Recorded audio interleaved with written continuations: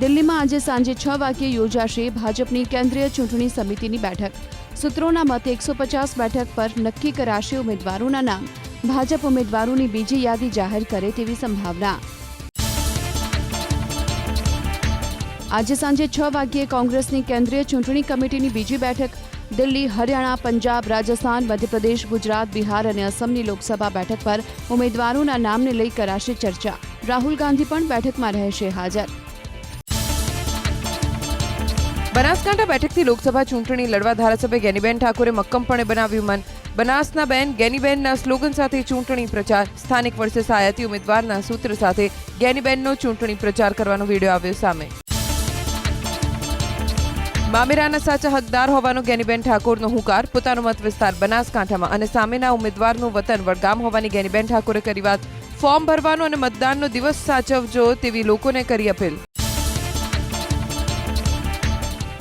પ્રદેશ ભાજપ કાર્યાલય કમલમમાં આજે ફરી યોજાશે વેલકમ પાર્ટી. પ્રદેશ પ્રમુખ CR પાટીલની હાજરીમાં પૂર્વ ધારાસભ્ય, વિવિધ પક્ષના ચૂંટણી લડેલા ઉમેદવારો, સામાજિક અને સહકારી ક્ષેત્રના આગેવાનો ધારણ કરશે કેસરિયા.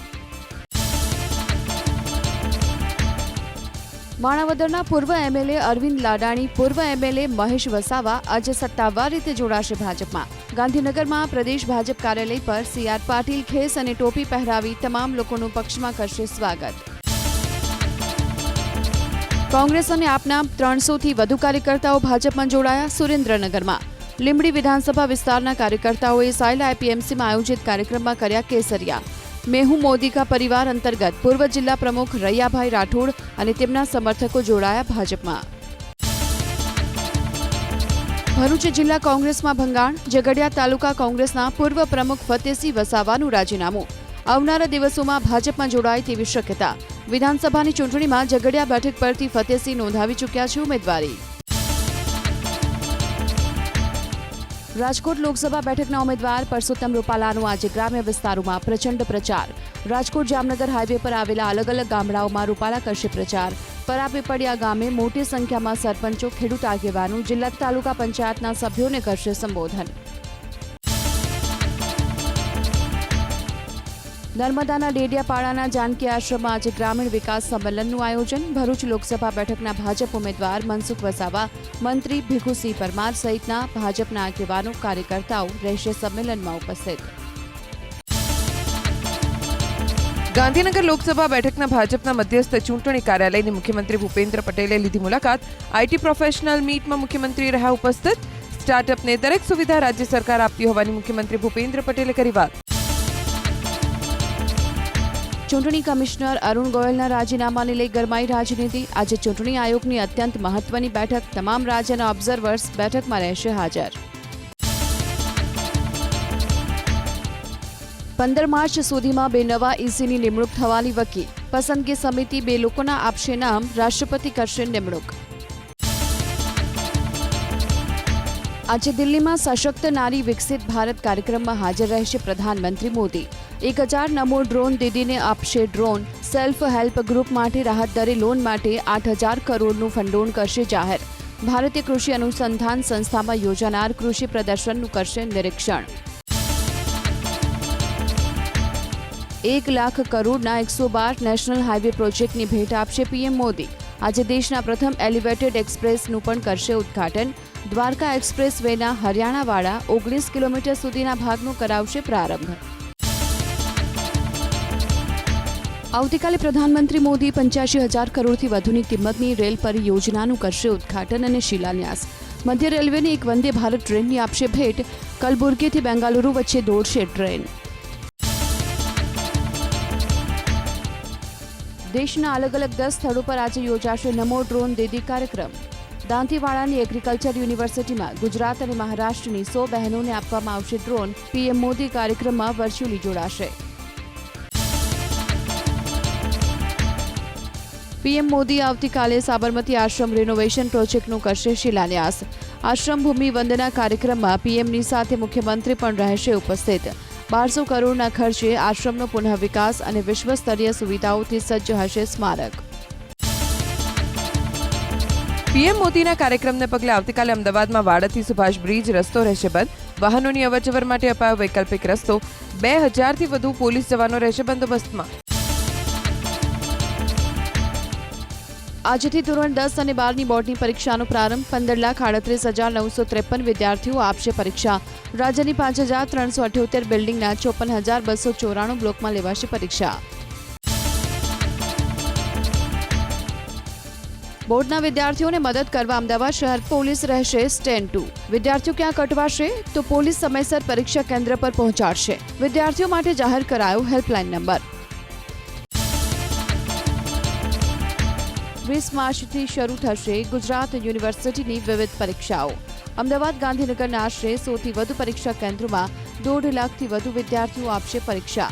રેગ્યુલર અને રિપીટ વિદ્યાર્થીઓની પરીક્ષાઓનું 4 તબક્કામાં કરાયું છે આયોજન.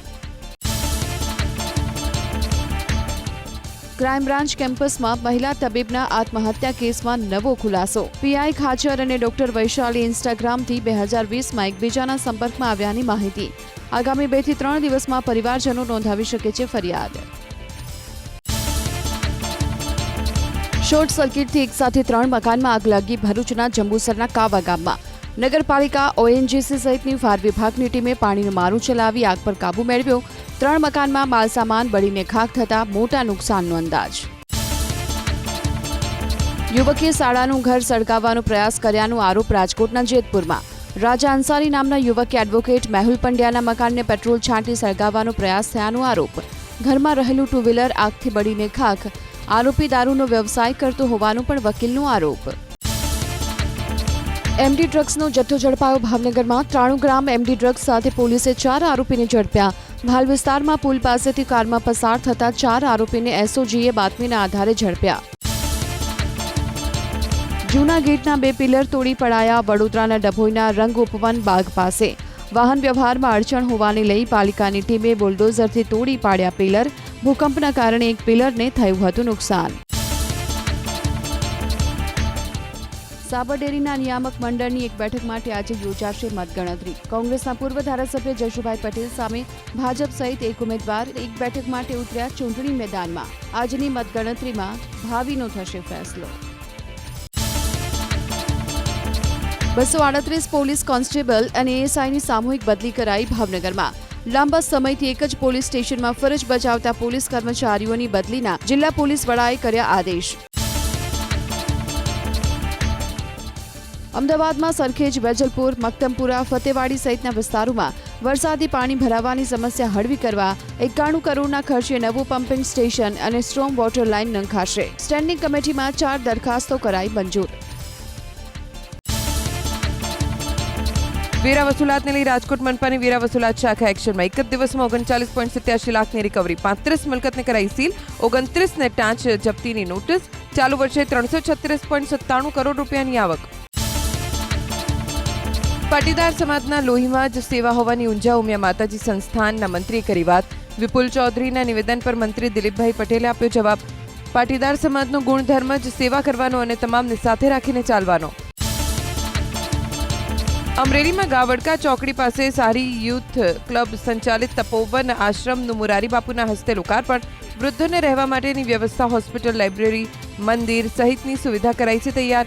કેન્દ્રીય મંત્રી પરસોત્તમ રૂપાલા, ધારાસભ્ય જેવી કાકડિયા અને પૂર્વ મંત્રી ભૂપેન્દ્રસિંહ ચુડાસમા રહ્યા ઉપસ્થિત. અમદાવાદ બાદ ગાંધીનગરમાં પણ હવે થોડા સમયમાં દોડતી થશે મેટ્રો. જીએનએલયુ અને સેક્ટર 1 વચ્ચે પ્રથમ ટ્રાયલ રન. જૂન સુધીમાં મળશે મેટ્રો રેલ સેવાનો લાભ. અમદાવાદમાં ઇલેક્ટ્રિક વાહનો માટે 81 સ્થળે બનાવાશે નવા ચાર્જિંગ સ્ટેશન. એએમસીએ બહાર પાડ્યા ટેન્ડર. સૌથી વધુ પશ્ચિમ ઝોનમાં 27 ચાર્જિંગ સ્ટેશન હશે.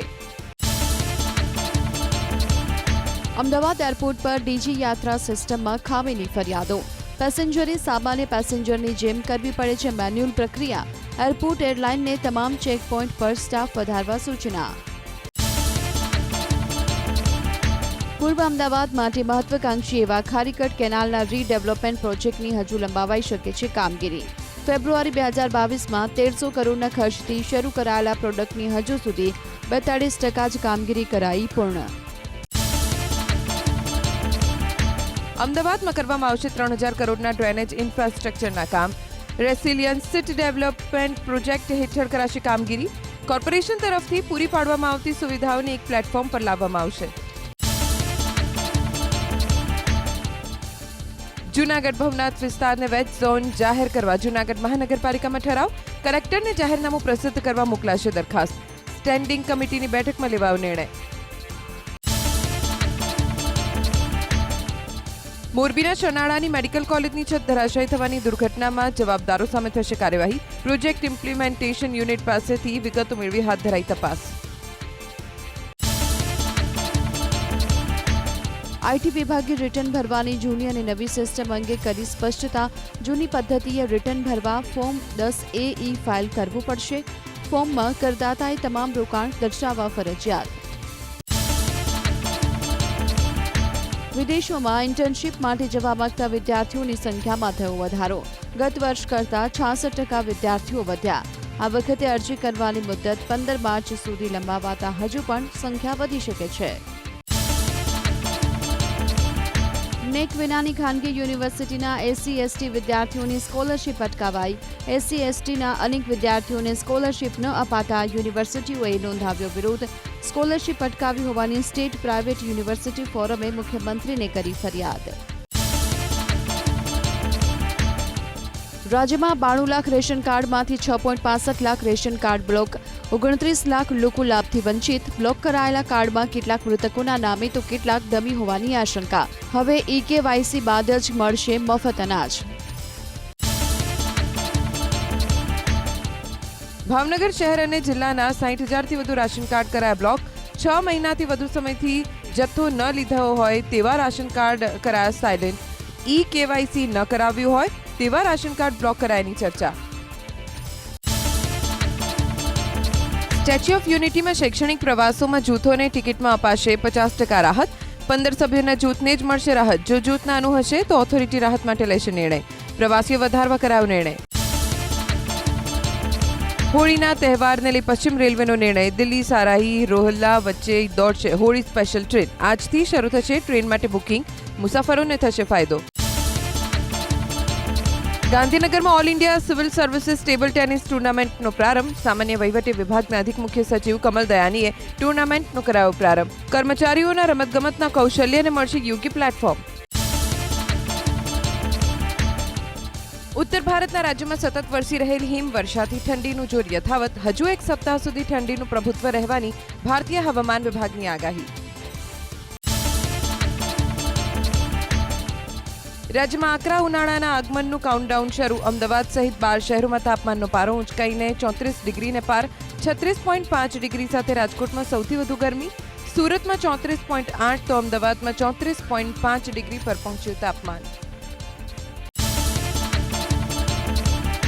કેન્દ્રીય ગૃહમંત્રી અમિત શાહ આજે દિલ્હીના 41 ગામમાં PNG સુવિધાનો કરાવશે પ્રારંભ. આ સાથે 117 ગામને અનેક વિકાસ કામોની આપશે ભેટ. સાંજે 4 વાગ્યે યોજાશે કાર્યક્રમ. આજથી પંજાબમાં ચૂંટણી પ્રચાર અભિયાનનો પ્રારંભ કરશે આમ આદમી પાર્ટી. દિલ્હીના મુખ્યમંત્રી અરવિંદ કેજરીવાલ અને પંજાબના મુખ્યમંત્રી ભગવંત માન ચૂંટણી પ્રચારના અભિયાનની કરાવશે શરૂઆત. ચૂંટણી બોન્ડના મુદ્દે આજે સુપ્રીમ કોર્ટમાં મહત્વની સુનાવણી. ડિટેલ્સ માટે ડેડલાઇન વધારવાની SBIની અરજી પર હાથ ધરાશે સુનાવણી. SBI વિરુદ્ધ અવમાનનાની કાર્યવાહીની અરજી પર કોર્ટમાં સુનાવણી. TMC નેતા મહુવા મોઇત્રા આજે ઈડીનો કરી શકે છે સામનો. ફેમા ઉલ્લંઘન કેસમાં ઇસ્યુ કરવામાં આવ્યું છે સમન્સ. કેશ ફોર ક્વેરીમાં લોકસભામાંથી હકાલપટ્ટીના મુદ્દે આજે સુપ્રીમ કોર્ટમાં સુનાવણી. બિહારના મુઝફ્ફરનગરમાં ચિરાગ પાસવાનની રેલી. ચિરાગનું ગઠબંધન માત્ર ને માત્ર જનતા સાથે હોવાનું કર્યું દાવો. બિહારના હિત અને વિકાસ માટે લડતા રહેશે. બિહાર ફર્સ્ટ, બિહારી ફર્સ્ટની વધુ એક વખત ચિરાગ પાસવાને કરી વાત. આમ આદમી પાર્ટીના સાંસદ સંજય સિંહની અરજી પર આજે સુપ્રીમ કોર્ટમાં સુનાવણી. હાઈકોર્ટના આદેશને પડકારતી સંજય સિંહની અરજી. ગુજરાત વિશ્વવિદ્યાલય અંગે વિવાદિત ટિપ્પણી કરવાનો આરોપ. એનસીપીના ચૂંટણી ચિહ્નને લઈ આજે સુપ્રીમ કોર્ટમાં સુનાવણી. શરદ પવારે ચૂંટણી પંચના નિર્ણયને પડકાર્યો. અજીત પવાર જૂથને અસલી એનસીપીના રૂપમાં માન્યતા આપવાનો નિર્ણયનો વિરોધ. હરિયાણાના કુરુક્ષેત્રમાં આયોજિત સભામાં અરવિંદ કેજરીવાલનો દાવો, લોકસભા ચૂંટણીમાં ધર્મ અને અધર્મ વચ્ચે લડાઈ. તેમની પાસે ધર્મ અને ભાજપ પાસે અધર્મની કરી વાત. તેમની પાસે દેશભક્ત અને ભાજપની સાથે અંધભક્ત હોવાનો પણ કર્યો દાવો. અરવિંદ કેજરીવાલના ધર્મ અધર્મવાળા નિવેદન પર ભાજપનો પલટવાર. ભ્રષ્ટાચારમાં લિપ્ત રહેનારા લોકો ધર્મ અધર્મની વાત ન કરે તેવી આરપી સિંહની ટિપ્પણી. લોકસભાની ચૂંટણીમાં આમ આદમી પાર્ટીના સુપડા સાફ થઈ જશે તેવો પણ કર્યો દાવો. સમાજવાદી પાર્ટીના નેતા અખિલેશ યાદવનો દાવો, લોકસભાની ચૂંટણીમાં સંવિધાનના રક્ષક અને ભક્ષક વચ્ચે લડાઈ. ઉત્તર પ્રદેશમાં ઇરાદાપૂર્વક પેપર લીક કરાયા હોવાનો પણ લગાવ્યો આરોપ. લોકસભાની ચૂંટણીને લઈને બંગાળમાં ટીએમસીએ તમામ 42 બેઠક પર જાહેર કર્યા ઉમેદવારોના નામ. એક સાથે જ તમામ ઉમેદવારના નામની જાહેરાત. અધીર રંજન ચૌધરી સામે બહેરામપુરથી ક્રિકેટર યુસુફ પઠાણને ઉતાર્યા ચૂંટણી મેદાનમાં.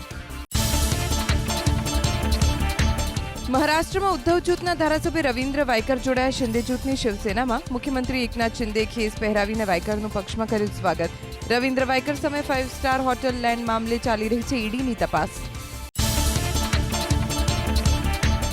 શિંદે જૂથની શિવસેનામાં જોડાયા બાદ રવિન્દ્ર વાયકરનો દાવો, જનતાના પડતર પ્રશ્નોનું કરશે નિવારણ. પોતાના મત વિસ્તારમાં વિકાસના કામ કરવા ઈચ્છતા હોવાની પણ કરી વાત. કેન્દ્ર અને રાજ્ય સરકાર જનતાના હિતમાં કરી રહી છે કામ.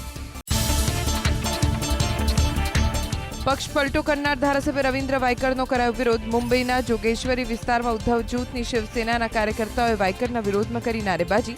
ફાડી નાખ્યા પોસ્ટર અને બેનર. વાયકરના બોર્ડ પર પોતી કાલિક.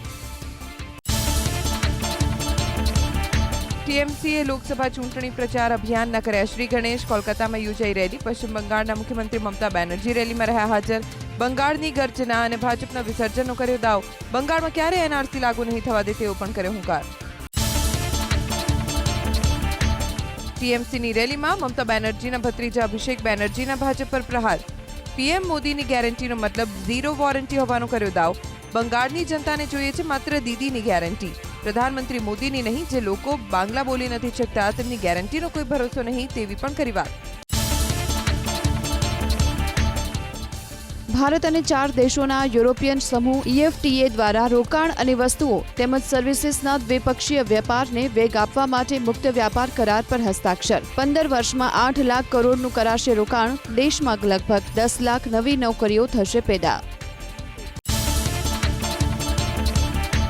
રિઝર્વ બેંકની ક્રેડિટ કાર્ડ ઇસ્યુ કરાવતી તમામ બેંક અને સંસ્થાઓને સૂચના. ક્રેડિટ કાર્ડ ધારકને વિઝા, માસ્ટરકાર્ડ સહિતના નેટવર્કનો ઉપયોગ કરવાની સુવિધા આપે. ક્રેડિટ ડેબિટ કાર્ડ માટે અરજી કરે ત્યારે અરજદારને નેટવર્ક પ્રોવાઇડર પસંદ કરવાની છૂટ ન હોવાથી કાર્ડ વાપરવામાં પડી રહી છે તકલીફ. બેંગાલુરુમાં જળસંકટ હળવું કરવા તળાવો ટ્રીટેડ વોટરથી ભરાશે.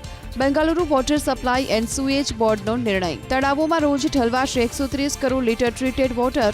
બેંગાલુરુમાં 14,700માંથી 6,997 બોરવેલ સુકાયા. જૂની પેન્શન યોજના સહિતના મુદ્દે કર્મચારીઓ વિરોધ કરવા તૈયાર. તારીખ 12મીથી 157 નગરપાલિકાના કર્મચારીઓએ સરકાર સામે મોરચો માંડવા કર્યું એલાન. માંગ પૂરી નહીં થાય તો ચોક્કસ મુદતની હડતાળની આપી ચીમકી. મધ્યપ્રદેશના રાયસેનમાં નેશનલ હાઈવે પર ડીઝલ ટેન્કર પલટ્યા બાદ લાગી ભીષણ આગ. ટેન્કરમાં આગ લાગતા ડ્રાઈવર અને ક્લીનરનું ઘટના સ્થળે જ થયું મોત. આગને પગલે હાઈવે પર થોડા સમય માટે થંભી ગયો વાહન વ્યવહાર.